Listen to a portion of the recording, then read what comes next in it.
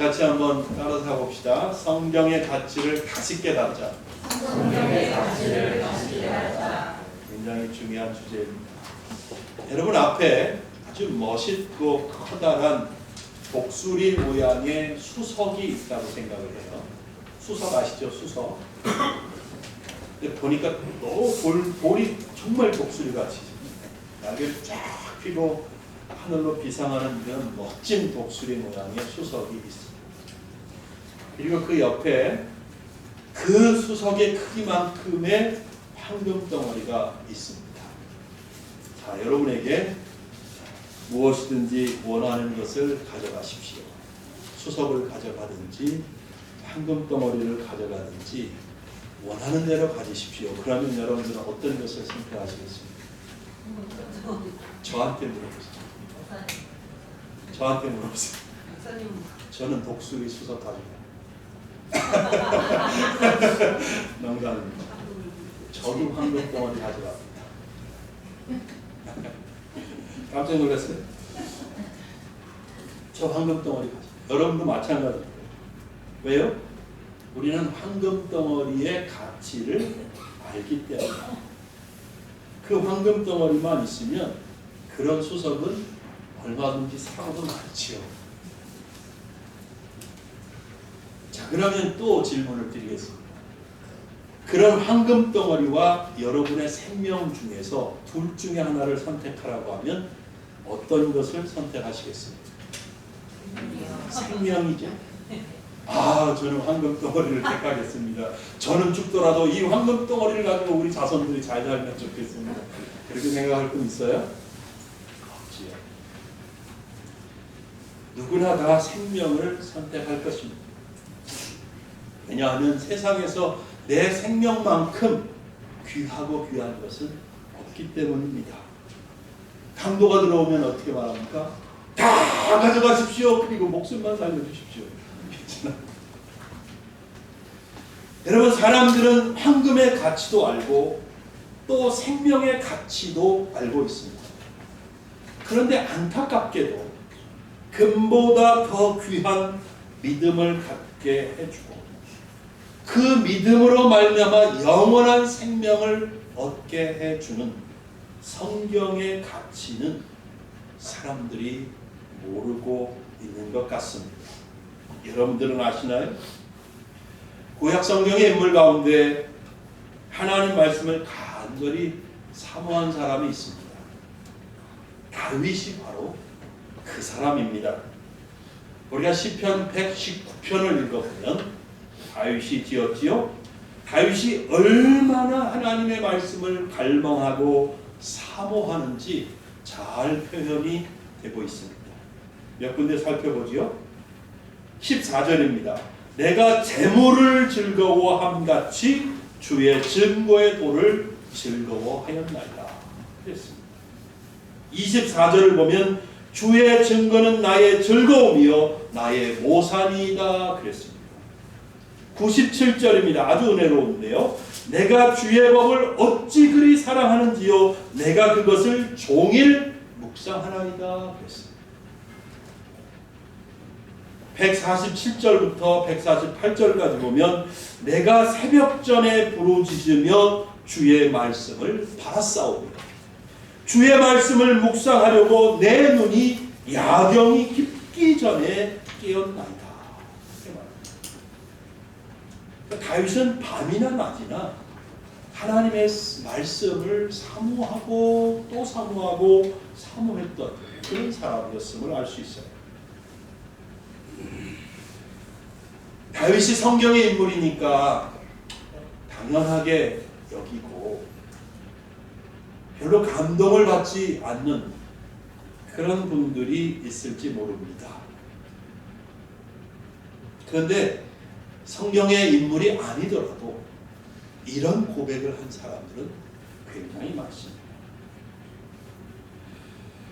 존 워너메이커라는 사람이 있어요. 미국 사람인데 14살 때부터 고용이 되어서 돈을 벌고 고생을 많이 했습니다.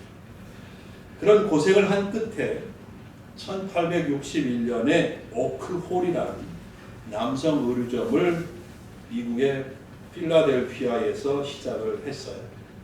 이게 계속 번창을 했습니다.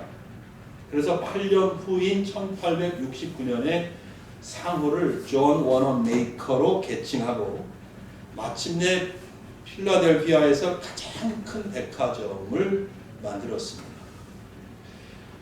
1896년에는 뉴욕으로까지 진출을 해서 뉴욕 브로드웨이에 거대한 워너 메이커 백화점을 세웠습니다.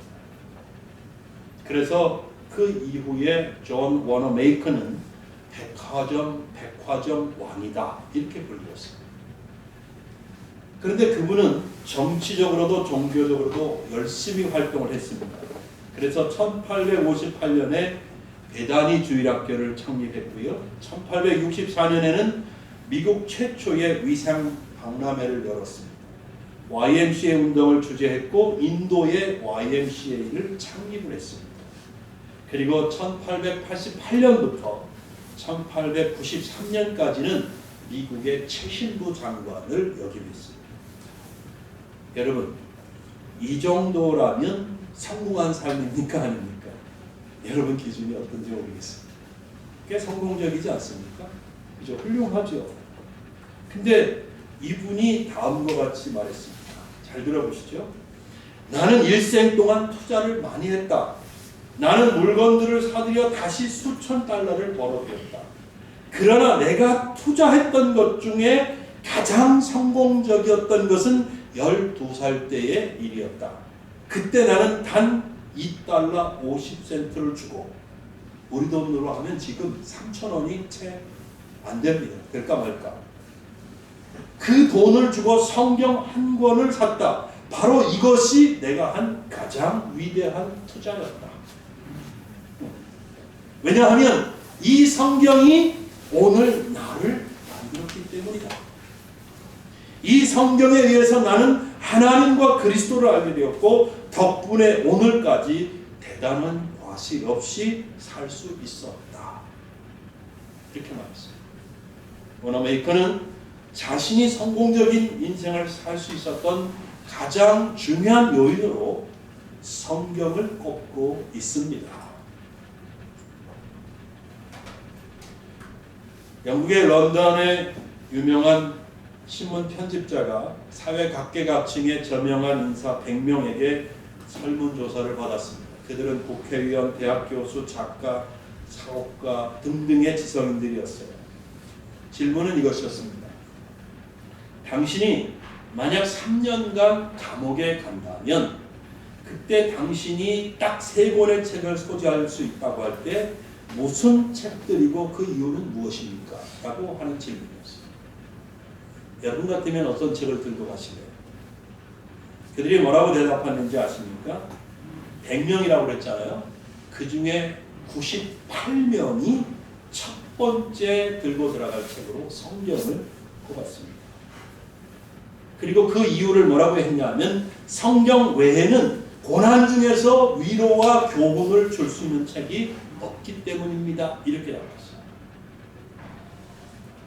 아, 그들이 다 크리스찬인가 보지요? 아닙니다. 놀라운 것은 모두가 아주 극소수의 사람만 기독교인이었고 거의 모두가 불신자들이었습니다. 무신론자들이었습니다. 그럼에도 불구하고 성경을 가지고 들어가겠다. 이렇게 답했던 거예요. 어렴풋이라도 그들은 성경의 가치를 알고 있었던 것이죠. 여러분, 그러나 사실은 많은 사람들이 성경의 가치를 모르고 삽니다. 교회에 다니는 사람들 중에도 성경의 가치를 정말 잘 아는 사람은 없습니다. 설교 시간에 그 설교의 본문을 찾아서 읽는 것 정도, 그 외에는 성경 덮어놓고 그냥 늘 사는 그런 분들이 대부분일 것이에요. 성경을 다 가지고는 있습니다. 어떤 집에는 몇 권씩 됩니다. 그래서 하기야 성경이 베스트셀러라고 하는 이름을 갖게 되었겠지요. 그러나 그럼에도 불구하고 성경을 사랑하고 성경을 가까이에서 매일 읽고 배우고 묵상하는 사람, 많지 않습니다. 더욱이 성경의 말씀을 삶의 원리로 받아들이고 성경의 말씀을 따라서 사는 사람 더더욱이 없습니다. 많잖아. 그 이유가 무엇일까요, 여러분? 그 이유는 성경의 가치, 성경이 얼마나 보배로운지 잘 알지 못하기 때문입니다. 사랑하는 여러분, 저는 오늘 여러분이 성경 말씀의 축복스러운 가치를 다시 한번 깨닫게 되길 주님의 이름으로 축복합니다. 여러분들이 성경의 가치를 알게 되신다면 그것은 세상에서 가장 큰 보화를 얻는 결과가 될 것입니다. 성경은 지금까지 여러분의 삶을 완전히 바꿔서 보다 더 풍성하고 행복한 삶을 살 수 있도록 이끌어 주실 것이라고 확신합니다. 여러분, 왜 성경은 세상에서 가장 가치 있는 책일까요? 왜 그럴까요?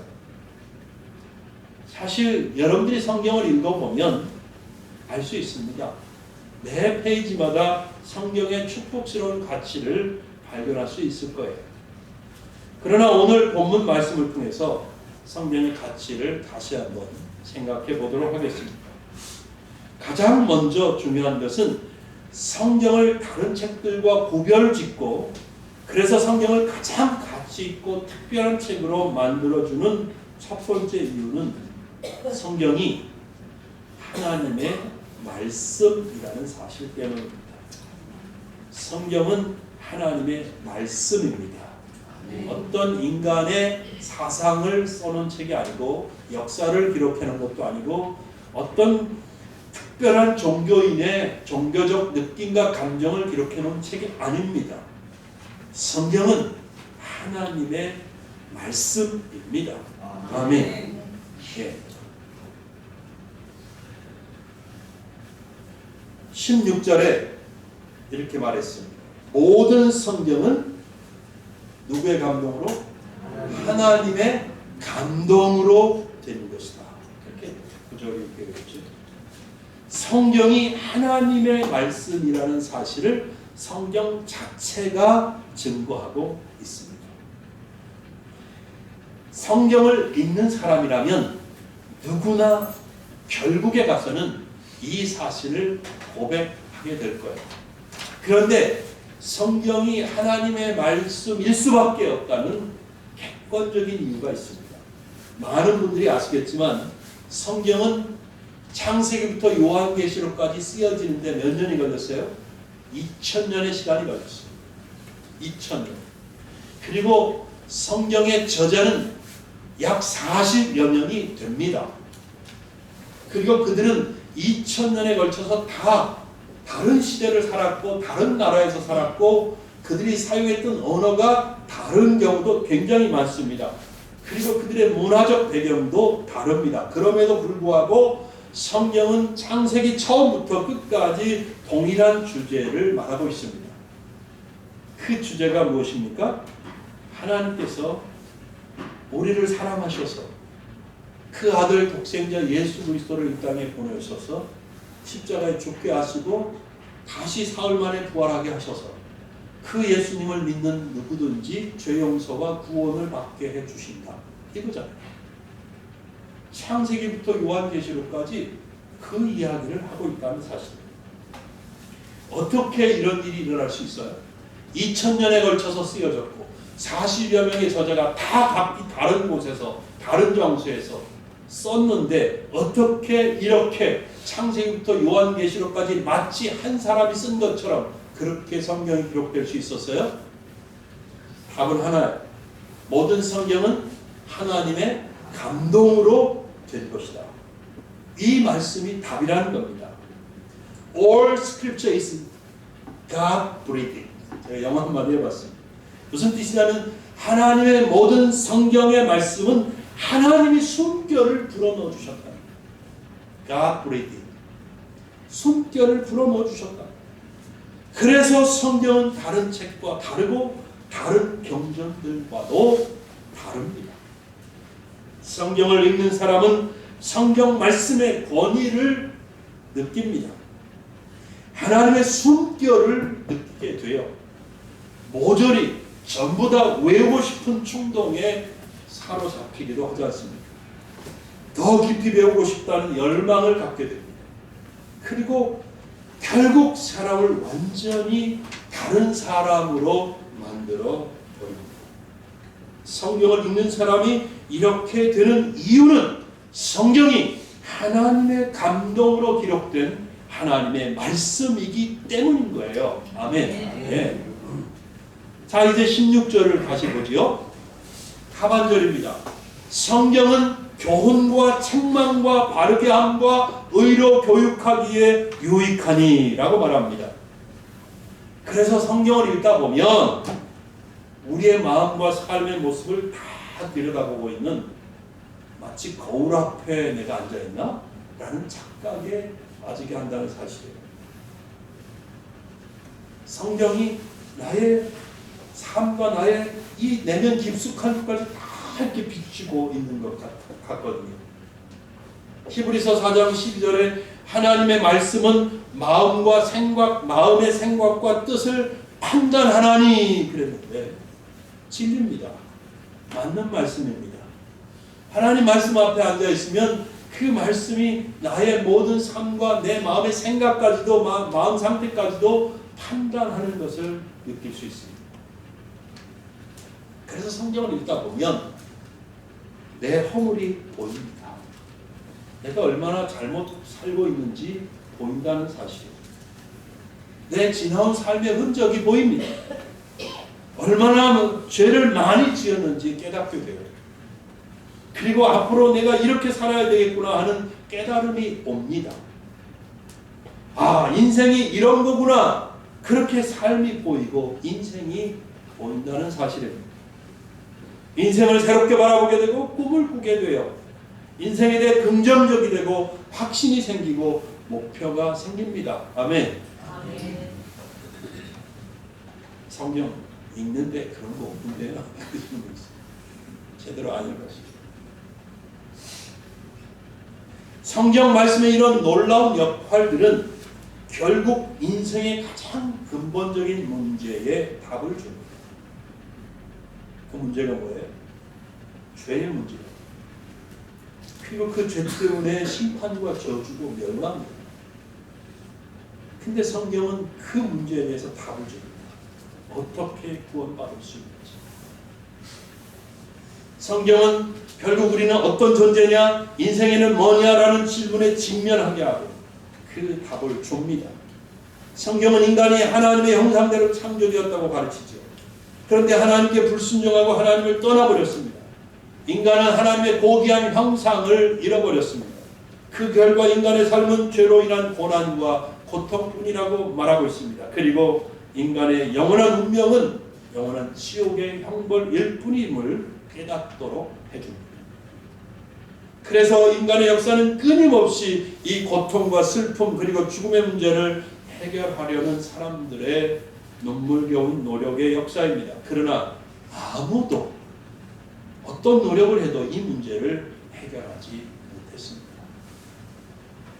잘 아시겠지만 중국의 고대 중국의 진시 황제는 늙지 않고 오래 살려고 불로초를 구했어요.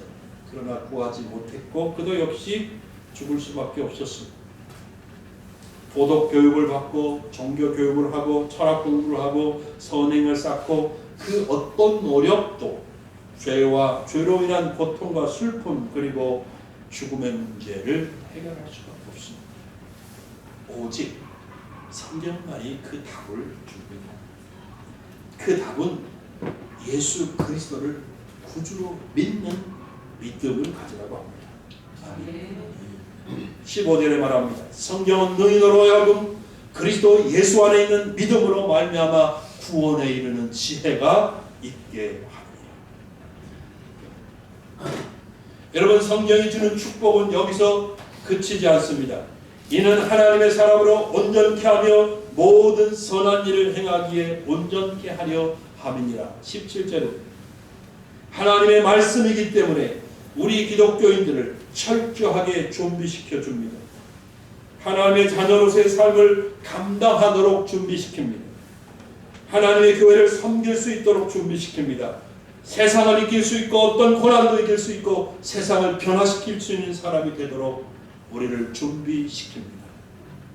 이렇게 성경은 세상의 어느 책보다 어떤 경전보다 또 책을 떠나서 세상의 그 무엇보다도 값지고 보배로운 것입니다. 그러나 이 성경책을 멀리하고 읽지 않는다면 무슨 소용이 있겠습니까? 아무리 몸에 좋은 음식이라도 먹지 않으면 내 몸에 유익이 될 수 없듯이 성경을 가지고 있지만 성경을 책꽂이에 꽂아놓고 있지만 그 말씀을 읽지 않는다면 그 말씀을 영혼의 양식으로 삼지 않는다면 아무 소용이 없는 것입니다. 하나님의 말씀은 영혼의 양식이고 읽어야 하는 것이죠. 그래서 인류 역사에서 유명한 분들이 성경에 대해 명언을 많이 남겼습니다. 여러분들 인터넷 찾아보면 되게 많이 나오는데 몇 분만 소개해 드릴게요. 미국의 제1대 대통령 조지 워싱턴은 성경 없이는 세계를 올바르게 다스릴 수 없다. 그렇게 말했고 노예를 해방시킨 미국의 제16대 대통령 에이브라함 링컨은 이 책이 없으면 우리는 옳고 그름을 분별할 수 없었을 것이다. 내가 믿기로는 성경은 하나님께서 인간에게 주신 최대의 선물이다. 6.25 전쟁 때 인천 상륙작전을 성공시킨 더글라스 맥아더 장군은 이렇게 말했어요. 실제로 나는 아무리 피곤해도 성경을 읽지 않고 밤을 보내거나 잠을 잔 적이 없다. 제2차 세계대전 당시 영국의 위대한 지도자 윈스턴 처칠 형은 우리는 확신을 가지고 성경이라는 굳건한 반석을 의지한다. 그랬습니다. 대만의 장개석 총통은 성경은 성령의 음성이다. 그랬습니다. 또 명언이 하나 있어서 소개합니다. 우리 주영이가 한 명언입니다. 아빠, 성경이 보물책이야. 제가 성경을 깨닫기 시작했어요. 저에게 해줍니다. 성경이 보물책이야. 여러분, 성경이 보물책임을 깨달으셨습니까? 올해는 성경의 가치를 다시 깨닫고 성경 읽기에 도전하시기를 권고합니다. 성경을 잘 읽으시도록 몇 가지 조언을 드리면, 저도 어디서 본 건데, 첫째는 처음 읽는 것처럼 읽으라는 거예요. 처음 읽는 것처럼. 이거 다 아는 얘기예요. 대충 읽고 그러지 말고 마치 처음 읽는 것처럼 읽어요. 친숙하다고 여기면 늘 겸손하고 그리고 격려를 하기가 쉬워요. 그렇죠? 너무 친해지면 가끔 너무 심한 말해서 상처 줄 수 있잖아요. 친밀하게 되면 예의를 잃어버리기 쉽거든요. 성경을 대할 때도 이거 나 다 아는 건데 내가 예수 30년 믿었고 40년 믿었는데 지금 뭐 한두 번 읽는 것도 아니고 하루 듣기도 많이 듣고 이렇게 이런 마음 가지고 읽으면 성경이 주는 은혜를 대부분 놓칠 수밖에 없어요. 매일 새롭지 않습니까? 그래서 처음 읽는 것처럼 읽어라. 좀 필요하면 적어요. 두 번째는 연애 편지 읽듯이 읽어라. 연애 편지 읽듯이 읽어라. 편지를 보내신 하나님을 향한 그리움과 사랑을 가지고 편지 속에 빨려 들어가듯이 읽어라. 제가 군에 있을 때 남숙현 여사로부터 연애 편지 받고 그 얘기 했죠. 여기다 품고 다니고 얼마나 좋아했던지. 그냥 한 단어 한 단어를 그냥 눈이 빠지게 쳐다보면서 이게 무슨 뜻인지 알려고. 거기서 사랑이라는 단어 하나가 나오면 막 흥분하고 좋아하고. 성경을 그렇게 연애 편지 읽듯이 읽으라는 거예요. 세 번째, 안 좋고도 다 알 수 있나 봐요. 탐구하는 자세로 읽어라. 탐구하는 자세로. 생각하며 읽으라는 거죠. 성경을 읽을 때마다 생각의 모자를 써라. 그냥 막 읽고 아무 생각 없이 막 그냥 몇 장 읽었어 이거 채우는 것만 그냥 목표를 두고 그렇게 읽지 말고 생각하면서 읽는 거죠. 전후좌우. 그리고 이해가 안 되면 찾아도 물어도 인터넷으로 이 말씀의 뜻이 무엇인지 좀 조사도 해보고 이렇게 하면서 읽으라는 거죠. 네 번째, 묵상하면서 읽어라. 말씀이 가슴까지 내려오도록 기다리고 느끼면서 묵상하면서 알겠죠? 그 다음에 반복해서 읽어라. 반복해서. 5번째, 성경의 전후를 여러 번 다른 방법으로도 읽어라. 성경의 앞뒤를 보면서 이게 무슨 뜻인가 하면서 여러 번 읽어보고 또 다른 방법으로도 읽어. 크게도 소리내어 읽어보기도 하고 또 뭐 조용히 읽어보기도 하고 또 뭘 누가 다 읽어주는 것을 들어보기도 하고 또 다른 역본으로도 읽어. 한국말로도 번역이 여러 가지가 있어요. 그래서 여러 버전으로 읽어. 그러면 뜻을 더 명확하게 분명하게 깨달을 수 있어요. 또 영어를 할 줄 알면 영어 성경도 읽어. 중국어를 알면 중국어 성경으로도 읽어. 이렇게 다른 언어로 된 성경도 읽어. 이렇게 읽으면 훨씬 은혜를 충만하게 받는다는 거죠. 그리고 6번째는 분석적으로 읽어라. 분석적으로. 이건 누가 말한 거지? 그냥 막 읽지 말고 이 말을 누가 한 거지? 언제 말한 거지? 어떤 상황에서 이 말을 하는 거지? 왜 이렇게 말했지? 그리고 이 말을 특별히 어느 장소에서 했지? 이런 관찰 질문들을 계속 던지면서 읽으면 성경의 말씀을 더 깊이 이해하고 깨달을 수 있다는 거죠. 7번째가 중요한데 기도하는 자세를 읽어라. 역시 성경은 성령님의 감동으로 되었기 때문에 성령께서 빛을 비춰주실 때 잘 알 수 있어요. 그래서 성령님 도와주세요, 깨닫게 해주세요는 기도하는 자세로 읽는 것이 또한 중요하고, 마지막 8번째는 망원경 시각으로 읽어라. 그런 말을 해요. 전체를 바라보면서 읽으라는 거죠. 부분을 읽고 있지만 내가 읽고 있는 이 부분이 성경 전체 속에서는 어떤 의미를 갖는지 그 전체의 시각과 성경의 흐름 속에서 읽어라. 그래서 그러므로 이런 거, 왜냐하면 이런 말들 있죠. 접속사들. 그러나 즉 이런 것들을 굉장히 중요한 것들이거든요. 그런 것들을 잘 생각해 보면 성경의 의미가 훨씬 풍성해진단 말이에요. 그런 것을 유의하면서 읽으라. 제가 지난주에 성경 이렇게 카드 뒤에 갖다 놨다고 그랬어요. 그리고 오후 시간에 조건사님은 올해는 꼭 성경을 읽고 싶다고 하는 새해 결심을 말씀해 주셨습니다. 여러분들 모두가 그렇게 될 수 있기를 바랍니다. 성경의 가치를 다시 한번 깨달으시면 좋겠어요. 주영이처럼 성경이 보물책인 것을 느끼시면 너무 좋겠습니다. 성경은 여러분이 이 세상에서 가질 수 있는 그 무엇보다 보물 중에 보물입니다. 새해는 성경을 읽으면서 이 보물의 가치를 느끼고 경험하실 수 있기를 바랍니다.